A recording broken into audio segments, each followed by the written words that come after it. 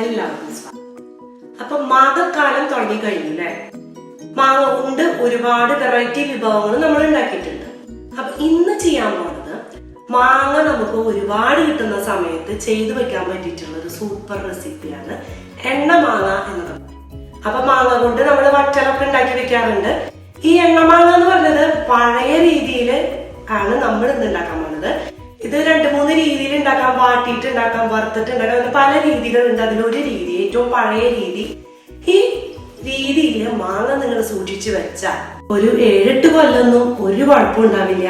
അതേപോലെ ഇരിക്കും ചെയ്യും. ഒരൊറ്റ കഷ്ണം മതി തൈരൊക്കെ കൂട്ടിയിട്ട് ചോറുണ്ടാൻ വേണ്ടിയിട്ട്, അല്ലെങ്കിൽ കഞ്ഞിയൊക്കെ കഴിക്കാൻ വേണ്ടിയിട്ട്.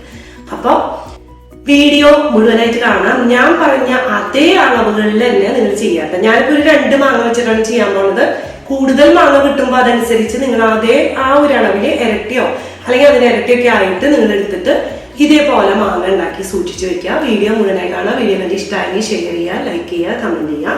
അതുപോലെ സബ്സ്ക്രൈബ് ചെയ്യാതെ കാണുന്നുണ്ടെങ്കിൽ എന്തായാലും ഓടിപ്പോയി സബ്സ്ക്രൈബ് ചെയ്യുക. അപ്പൊ ഈ എണ്ണമാങ്ങ ഉണ്ടാക്കാൻ വളരെ കുറച്ച് ഇൻഗ്രീഡിയൻസ് നമുക്ക് ആവശ്യമുള്ള വഴി പോലെ കാണാം. ഈ 2 പച്ചമാങ്ങ വെച്ചിട്ടാണ് നമ്മൾ ഈ സംഭവം ഉണ്ടാക്കാൻ പോണത്. അപ്പൊ പച്ചമാങ്ങയുടെ തൊലിയൊന്നും നമുക്ക് ചെത്തിയെടുക്കണ്ട കേട്ടോ. ഇത് മാത്രം കഴുകി വൃത്തിയാക്കി വെക്കുക. എന്നിട്ട് ഇത് മാത്രം കളഞ്ഞിട്ട് നമ്മൾ തൊലിയോട് കൂടിയിട്ട് തന്നെയാണ് കട്ട് ചെയ്തെടുക്കാൻ പോണത്.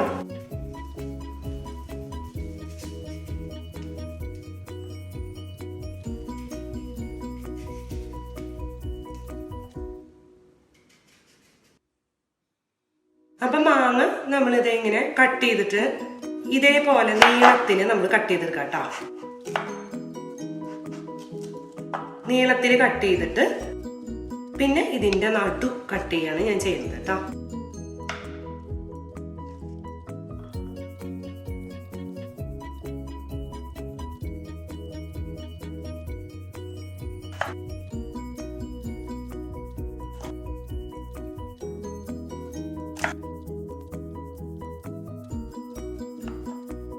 അപ്പൊ നമ്മള് മാങ്ങ ഇവിടെ നല്ല ഭംഗിയായിട്ട് കട്ട് ചെയ്ത് വെച്ചിട്ടുണ്ട്.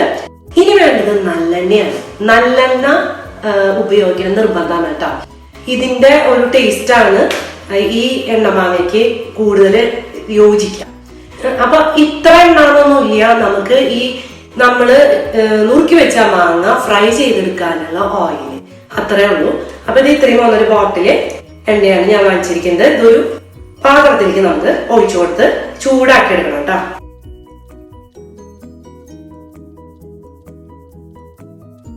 ഞാനിവിടെ ചട്ടി അടുപ്പത്ത് വെച്ചിട്ടുണ്ട്. അതിലേക്ക് ഞാൻ എണ്ണ ഒഴിച്ചു കൊടുക്കാൻ പോവാണ്.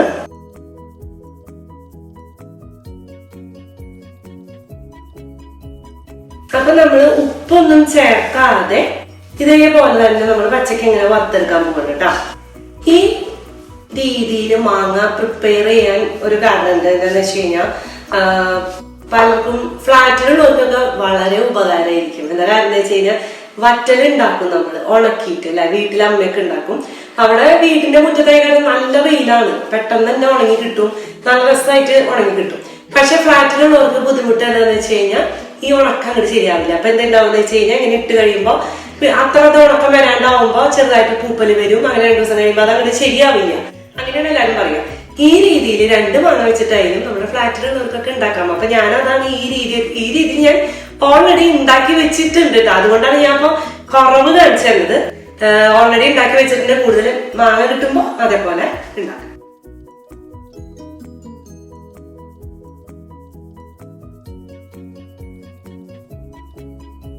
കണ്ട ഈ രീതിയിലാണ് ഈ സംഭവം ഇരിക്കുക.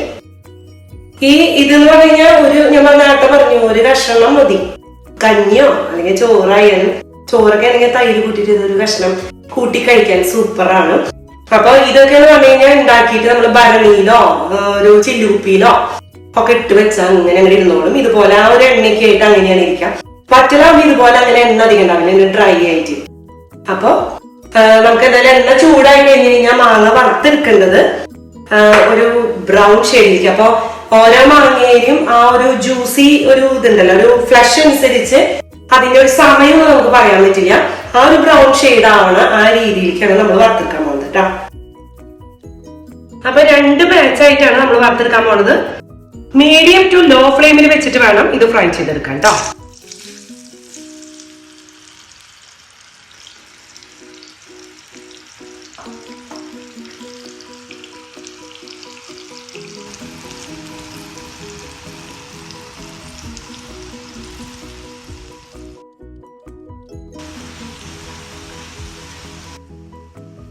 അപ്പൊ ഈ ഒരു ഷെയ്ഡ് വരുമ്പോഴാണ് കേട്ടോ നമ്മൾ കോരി മാറ്റണത്. കണ്ട ഒരു ബ്രൗൺ ഷെയ്ഡിലേക്ക് ഇങ്ങോട്ട് വന്നു തുടങ്ങിയിട്ടുണ്ട്. അപ്പൊ ഭയങ്കര ക്രിസ്പി ആയ പോലെയൊന്നും വരില്ല കേട്ടോ, നമ്മുടെ കായ വറക്കുമ്പോ വരുന്ന പോലെയൊന്നും വരില്ല. ഇത് നമുക്കൊരു പാത്രത്തിലേക്ക് കോരി മാറ്റാം.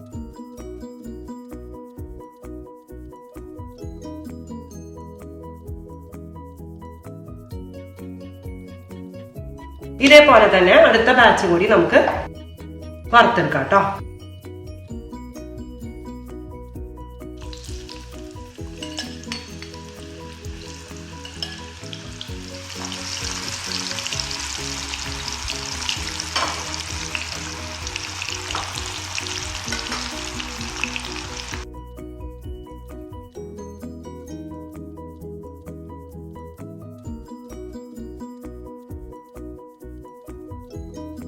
ഇനി ഈ എണ്ണ നമ്മളൊരു പാത്രത്തിലേക്ക് ഒഴിച്ച് മാറ്റാം കേട്ടോ.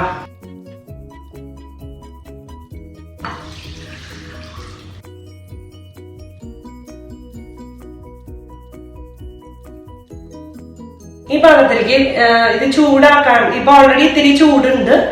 തീ കത്തിക്കാണ്ട് തന്നെ നമ്മൾ ഇതിലേക്ക് മുളക് പൊടി എടുത്തിരിക്കുന്നത് ഒരു 3 ടേബിൾ സ്പൂൺ ആണ് ഞാൻ മിക്സ് ചെയ്തെടുത്ത് എടുത്തിരിക്കുന്നത് കേട്ടോ. കാശ്മീരി ചില്ലി പൗഡറും സാധാരണ ചില്ലി പൗഡറും മിക്സ് ചെയ്തിട്ട് 3 ടേബിൾ സ്പൂൺ അത് ഇട്ട് കൊടുക്കാം.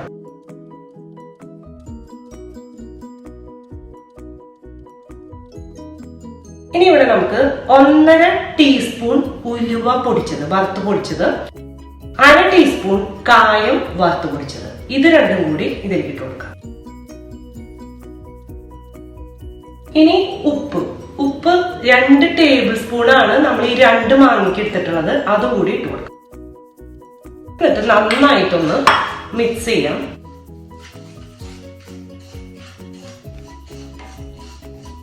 ഇനി ഫ്ലെയിം ഒന്ന് നമുക്ക് കത്തിച്ചു കൊടുക്കാം കേട്ടോ, ചെറുതായിട്ട്. ചെറിയ തീയിൽ വെച്ചിട്ട് ഒരു 2 മിനിറ്റ് ഇതൊന്ന് ചൂടാക്കി എടുക്കണം.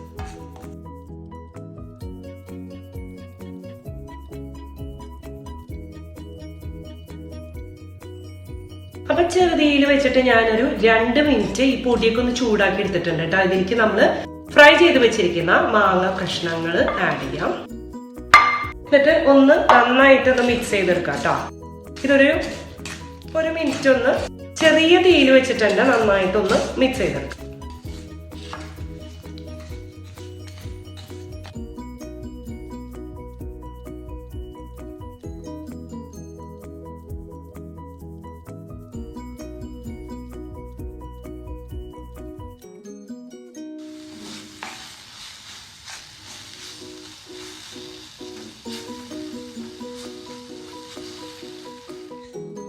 അപ്പൊ 1 മിനിറ്റ് ഞാനിങ്ങനെ ഈ മസാലയും മാങ്ങയും ഒക്കെ കൂടി ഒന്ന് മിക്സ് ചെയ്തെടുത്തിട്ടുണ്ട് കേട്ടോ.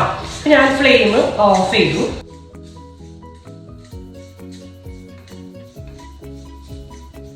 ഓഫ് ചെയ്ത് കഴിഞ്ഞിട്ട് നമ്മൾ നേരത്തെ ഫ്രൈ ചെയ്ത് വെച്ച ഓയിൽ ഇവിടെ നമ്മൾ ബാക്കി ഇവിടെ ഒരു പാത്രത്തിലേക്ക് ഒഴിച്ച് വെച്ചിട്ടുണ്ട്. അതിൽ നിന്ന് ഒരു 3 ടേബിൾ സ്പൂണോളം ഓയിൽ നമുക്ക് ഇതിലേക്ക് ഒഴിച്ചു കൊടുക്കാം.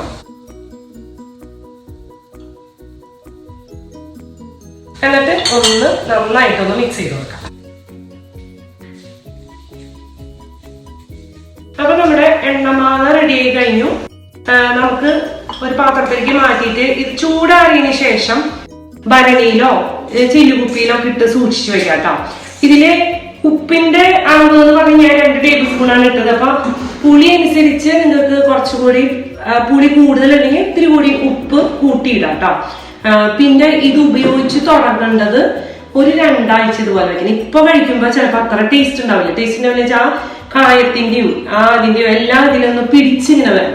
അങ്ങനെ പിടിച്ച് വരുമ്പോൾ ടേസ്റ്റ് ഉണ്ടാവും. അപ്പൊ 2 ആഴ്ച കഴിഞ്ഞാൽ പിന്നെ ഉപയോഗിച്ച് തുടങ്ങുകയും ചെയ്യാം. എത്ര നാൾ വേണമെങ്കിൽ ഇത് കേടാവാതിരിക്കുകയും ചെയ്യും. അപ്പൊ നിങ്ങൾ ഇതേപോലെ ഇതേ ഒരു അളവില് വെച്ചിട്ടൊന്ന് ഉണ്ടാക്കി നോക്കട്ടെ. ആദ്യം 2 മാങ്ങ ഉണ്ടാക്കി നോക്കാം. അത് കഴിഞ്ഞിട്ട് സക്സസ് ആവും എന്തായാലും ഉറപ്പാണെന്ന് വെച്ചാൽ ഞാൻ അവിടെ കുറെ പ്രാവശ്യം ഉണ്ടാക്കുന്നു. നല്ല ടേസ്റ്റുമാണ് ചോറിന്റെ കൂടെ കഴിക്കാം. അപ്പൊ ഇതുപോലെ ഉണ്ടാക്കി സക്സസ് ആയെങ്കിൽ നിങ്ങൾ കൂടുതൽ മാങ്ങ ഇതുപോലെ ഇട്ട് വെച്ചോ. അടുത്ത കൊല്ലം നമുക്ക് ഇത് ഉപയോഗിക്കാമല്ലോ. അപ്പൊ നല്ല രസമല്ലേ, മാങ്ങയില്ലാത്ത സമയത്തും ഉപയോഗിക്കാം അല്ലെ. അപ്പൊ നമുക്ക് പുതിയൊരു വീഡിയോ ആയിട്ട് കാണാം. ബൈ.